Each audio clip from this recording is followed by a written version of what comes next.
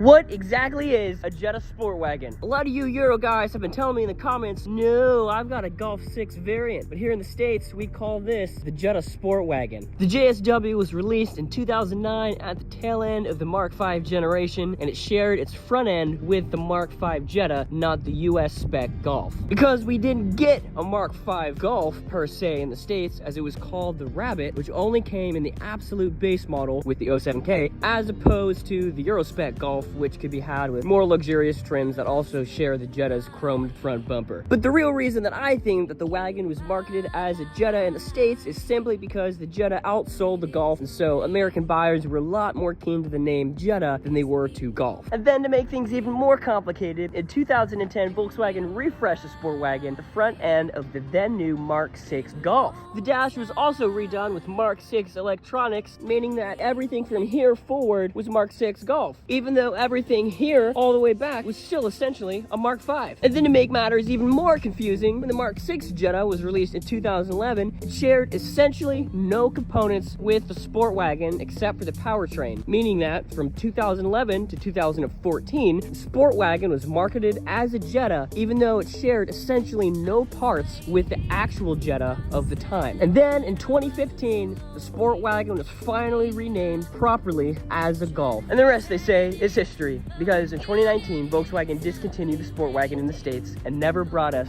a Mark 8 wagon. Hashtag bring back the wagons, baby.